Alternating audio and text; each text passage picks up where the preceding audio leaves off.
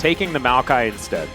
Because I don't think Ona had a great game in game number 1. They are going to lock that one away. Yeah, I think if you took Ziggs and T1 took Maokai, you're winning. Yeah, and you were winning. It already happened. You give Ona Maokai, and you're like, great, because, you know, Ona obviously, I feel like sometimes gets some fair criticism, but his Maokai was not it in game 1. So I think T1, you can't give them Ziggs and Maokai for sure, so we expect that to be locked in. And the question is now, if DPLUS went into this, right, expecting, you know, you pick the Maokai knowing the Ziggs is going over, so what's the plan? Are you going to try and do something like we saw from the Hunt Life Esports series against T1, where you have full dive, like playing around the Kai'Sa? Is that the angle? We'll have to see. Well, this is the thing. I actually think Maokai Kai'Sa is very, very strong, right? You put CC onto everyone on the screen, basically, by pressing your R button. Lots of targets. Yeah, you can definitely work your way around that one, as Faker will lock in the Corki once again. A little bit of denial as well. We've seen Maokai Corki be pretty popular. Zeri would be a different way of doing it. Still very maneuverable. You know, they're looking at aiming with a camera, but I feel like the Zeri would have been for Showmaker. They go for the LeBlanc. So LeBlanc's been left open. They're going to pick it. LeBlanc can be a very annoying champion for, I mean, both Ziggs and Corki, because you don't really have time to get your damage out. You know, you Phosphorus Bomb or you Bouncing Bomb, and she's already pulled back. She's unloaded a combo. Yeah. She's dashed back. There's a lot of delayed damage in Ziggs' kit just in general, and so if you just unload, then she's just not going to be there anymore. It doesn't mean we're going to get the Leona in the bot lane. And with both a Lee Sin and a Nocturne ban, T1 are suspect of this Maokai. Maokai LeBlanc, not the most inspiring mid-jungle duo, and I think that's a big reason why they're so untrusting of this combo. Leona and Sejuani, a lot of CC from these two. A bit more single target. I mean, obviously you can AoE with Leona's ult, but it's not like a rel. And speaking of, I mean, here's the question: is do you want to flex? I mean, keep the Maokai in the jungle and pick something for Moham? Jin Braum does not fill me with joy at all. No, please do. Yes. There we go. Yes. There we go. Yes. Poor. Man, Moham's really adjusted in Game 3. He was just, you know, he's just toying with us. But like, Roman and Ziggs, not the play, but the rel, we've seen Moham be fantastic on this. You have great engage here to set up. And in terms of following up on those engages, the Jace could be the pick for DPLUS. That's a lot of poke. Oh, yeah. Oh, Kenny. No, I'm not a fan of the Kennen here. We've seen Kennen struggle a lot, but triple AP topside. Oh, it's Aatrox. I mean, it's King and Aatrox. You know, I can't really fault him too much for picking it. It's AD, which is better than the Kennen. Yep. But you're also a comp where the clear goal for DPLUS is to kind of go forwards, poke people out, follow up with the ult. I feel like the Aatrox is sometimes better served when comps are diving into him. Oh, and Yone! All back. You can remember 2022 Worlds.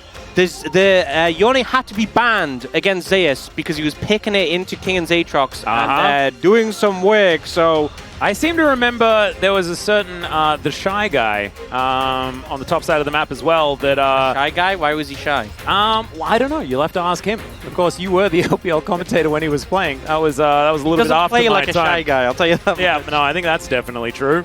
But this is a top lane matchup that shouldn't go very well for the Aatrox. Keep them at arm's length. That's going to be the question here. Let's see whether it works as we come into the Rift for game number 3.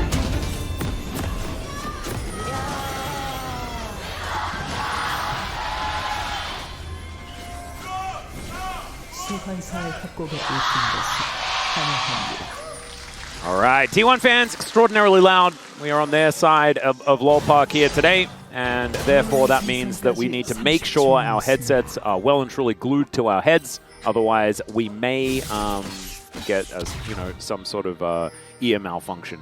Yeah. Oh. All right, Showmaker just going to wander past. Carrier also doing the same thing. It's just one of the nice things about playing LeBlanc is that Aatrox plus Gromp versus... Yeah, that's the tough part. If you can employ Gromp, then you really can get over the line. As Showmaker could be in trouble. Does have, of course, the distortion, but there's the flash from Ona. Really nicely played, and he's just dead. No flash available for Showmaker. So that is first blood going down. Nicely played. And it's Sejuani Yone against Aatrox Maokai. It's brutal. So definitely don't want to opt into that one. So it's not like you can really get too much help. Yeah, Ona might be overextended here a little bit. No Aftershock anymore, as now he's trying to set it up for a turn. I think realizing that he's just dead, the distortion does go through, but now Carrier could be in trouble as well. Moham's burning down, so Faker is able to get that kill, but Carrier likely to fall as well, just waiting for that twisted advance, and there it is from Lucid. Punch goes the Brambles, and there goes the Leona, as Aiming and Gumayushi just fighting here towards the bottom side.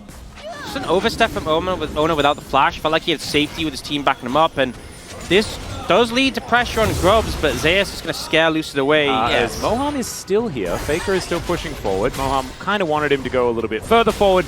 Crashdown does not connect. Just one Grub going to be taken by DPLUS. He's going to give the rest over to Ona by the looks of things, unless he does come to try and go for some sort of contest. You can see Moham still in the area trying to threaten. I think Ona should be able to get that one, and then he has Smite up for the last, so should be safe. You can see Carrier and Faker moving into cover. So I think they're okay. Yep. T1 getting 2. Big Grubs early, fantastic with Ziggs. Now, Ona does see Showmaker. Yeah, he's going to distort back. You can see Lucid wants to try and get this. Does secure the blue buff, but I think he's going to die for it. And there we go. Ona says, nope, that's mine. And he's able to take down the tree. Now T1 looking to cascade this towards the top lane as Kingin already at 50%. Moham trying to come in and defend, but there is so much to defend from. There is the fate sealed, and it's exactly that. Zeus helps just lock him down while Faker tidies it up, and they'll take plates as well. Beautiful execution there. Carrier doing a great job on the Lucid. Takes aggro first for T1. And remember, guys, this is not their serve. This is red side for T1. This would be catastrophic if DPLUS lost this one. Oh, I'm getting the first dragon as well. You have the Grub's Edge, you get the first dragon. It's Cloud Ocean, so I mean T1, I'm hoping it's not a Chemtech, but there's a lot of good souls still available. Yeah. Faker has gone for that early Hex Drinker, 202, so that extra gold. As this may have given up the play. Over the wall goes Carrier, though, gets a control ward down. There's the Nature's Grasp. The Zenith Blade to stop the follow-up. There's the ulti out from Zeus. Remember, he can just rebind. And Moham, too low to fight once again. The mitigation here of that top lane aggression, just gorgeous. Moham able to crash his way out of the Mega Inferno Bomb, but Solar Flares coming through, everything flying down. Decent knock up there. Faker could be in trouble. Lucid able to find that one. And that should be the tree being able to lock this one down. The flash over, the Bramble Smash to come on through. Meanwhile, the fight is continuing.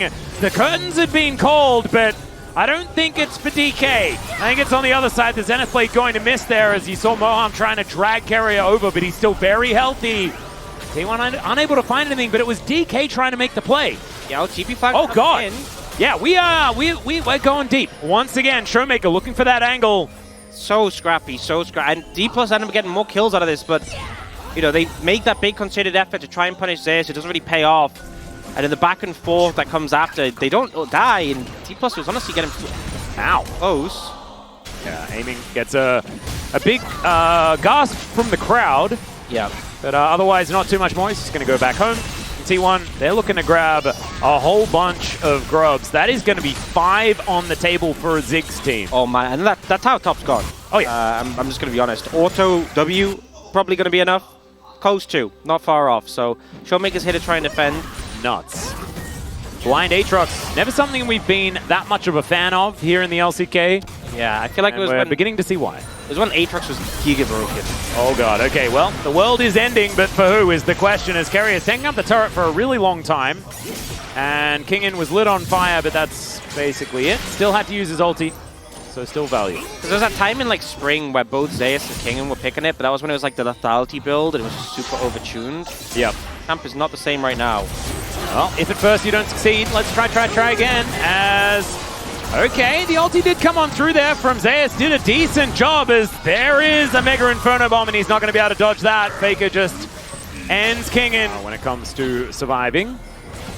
But Lucid now looking for a little bit of an opportunity on this Rift Herald, but I'm starting to feel the apprehension from DPLUS in this game. Glacial Prison going to connect onto Aiming, he cleanses it immediately. The flank for the Aatrox. I mean, Kingin just needs a way to be useful in this game. Deadly Flourish is fantastic there, but just not quite enough. A bit of an overreach there as T1 just looking to find their angle. They want to make sure that they have exactly the right play to be made. Yeah, Guma's recalling lower mana. You know, he could potentially even TP bot and just take the tower if he really wanted. It looks like he's going to come in mid. I'm not sure about this because the Herald's already gone. I'm not really sure what you're hoping to achieve. I think they want to get this dragon. I guess that's the game plan. They are moving towards it, but this might sacrifice mid-tier 1. If they just herald, I guess Guma's moving to defend it. It's a little bit back and forth. Carrier going to get chained up momentarily. As FAKER, he's the one that moved down towards the bottom side, and they do manage to grab themselves the dragon. Give up pressure around mid, though. Let's see. They're not going to be able to stop the herald at this point. Hextech sold. That is a big deal. Let's address that after a potential fight does perhaps happen here. As no, looks like FAKER going to be taking this outer turret on the bottom lane. And Kingen with some spare time, able to at least hit the turret in the top lane. Zeus moving up there now, should be able to defend. Hextech Soul, obviously a big win for them. They're now looking top for Kingen, though. He is healthy. You can see Guma's moving to ult, though, on top of this. Yeah, and we have the World Ender up and available. The chains did connect, but he's just dead. In goes Showmaker, does manage to find the follow-up kill onto the Yone, who was tanking the turret at the same time. Carrier going to get snared up by the chains and doesn't find the Zenith Blade. The Ignite ticking down, and there's the last auto. Showmaker grabs a double. Yeah, good TP coming in for Showmaker to clean that up, and now Owner in trouble. Yeah, Deadly Flourish actually going to be brambly past Carrier. Make sure the Zenith Blade is the most difficult to land, as a bit of a drive-by, but the Glacial Prison comes down. Lucid is not very tanky, has to flash to get himself out of the Mega Inferno Bomb. Oh, the Rocket almost able to take him down there by FAKER, and now he's coming back in. The Magnet Storm, phenomenal, but it is still Moham falling here. Kingen is just way too weak to join this fight, and it's a double kill for FAKER. Showmaker nowhere in sight, and the curtains. Is it going to be enough here to be able to lock this one up? The last bullet doesn't really do too much. And DPLUS. And it's the right choice, but it just shows the threat on the side of T1. Oh, Zeus in trouble. Yeah, World Ender going to come on through here as Zeus trying to dodge these Qs. Does do so, and the E, and now Lucid is making his way forward. Teleports everywhere, and the ulti does come on down. It's a 1-for-1, but FAKER's going to be able to trade another one back in the end. And now Aiming turns up. He's like, what did I miss? And as it turns out, Aiming, he missed quite a bit. As that didn't miss. Owner's able to take down Aiming with the Glacial Prison, or at least hit him with it. Not able to get the kill just yet. They want to kill Showmaker instead. Owner's able to collect that kill also. And T1 kind of just running away with it. That should be T1 locking down Soul Point as well. There is absolutely no way DPLUS can get over here. And we need to reiterate, I mean, look at how linear this gold lead is for T1. Really, the Corki has been the star of the show. There's another Magnet Storm to come in here. FAKER actually almost pulled over the wall. In theory, that's what they were going for. Kingen finding a flank angle. Is he actually able to help lock down any of these kills, though? That's the question. As Showmaker gets in there, they take down Owner, and back goes Showmaker now. Actually tries to deceive them, but it's not going to work. As now underneath the turret goes Zeus. He's able to tank it up. FAKER able to get the 1-2 on that final punch. And Lucid going in, just seeing whether he can get a Twisted Advance to lock it down, but Zeus is toying with them now. Didn't even realize Lucid was standing on a ward that entire time. And they are able to take him down. Now the Baron has been started up. Aiming doesn't have his ulti up and available. And Carrier will be able to break the Blast Cone. That will guarantee that this Baron does fall. And now Zeus looking for an angle. Doesn't find the ulti. Does get the flash out from Lucid though. You know, just don't let him near the pit and Lucid can't steal the Baron. Kingen is on a flank. Whoa. But how did he get there? Yeah, I'm not sure this 0-6 Aatrox is really that much of a threat. It's a cool, like, flank position, though. As over the wall he goes. Misses a whole bunch of buttons right now as the Magnet Storm comes in from Moham, but he is just free food. Lucid cannot get in there. And DPLUS, they're just going to back away. And you can see, you know, obviously, because this Aatrox is weak, DPLUS have to move up to allow him to flank. If he goes solo, he's just going to die. But the second DPLUS move forwards, T1 immediately pull back. Guma disengages, and it's a Ziggs Corki. They both have ways of creating space, and the punishment is this. Tier 2 tower down mid, T1 moving straight up towards the top side where that Tier 2 tower is, and Kingen, you are not able to defend this. I think the thumbs up is the right call. Yep, I think Kingen kind of realizing that it's just not quite going to work, as now they look to try and layer in a bunch of CC onto the unbound soul of the Yone. That's not going to work. And it's just, you have to send 5 members here. You have to be like, we are ready to fight right now. That's the only thing that discourages T1 from immediately taking it. And you see Aiming moves up towards mid to clear the wave, and the bot tower is going to go. They are looking for an engage now, though. All right, Moham is going to take the Hextech gate. Curtains have been called, trying to find a few of these into the backline as Zeus says, no, you do not press R, not on my watch. Good sidestep there from Aiming, though, as he does get thrown back. Aiming, can he find the Deadly Flourish? He does. but his turret's dead. And Zeus just walks it off because there is zero follow-up from that far away. Meanwhile, whatever's happening here, some supportal combat, as Doa did say. Let them do their thing. Yeah, just wandering around. One's got a lance, one's got a sword and shield. It's like a Renaissance fair fight, you know? Between the two of them. Oh no, the real damage is coming in as Moham just wants to, he wanted to deny the kill to Yone. It's not going to work. He pressed Q. They delay the kill. Moham's dead for 20 seconds. Hextech Soul is up. This game was already in a borderline unwinnable spot. Add Hextech Soul to the mix and I don't... So, like, what's like... You can't really get more over than over, though, because over's still over. Yeah. Well, no, you can.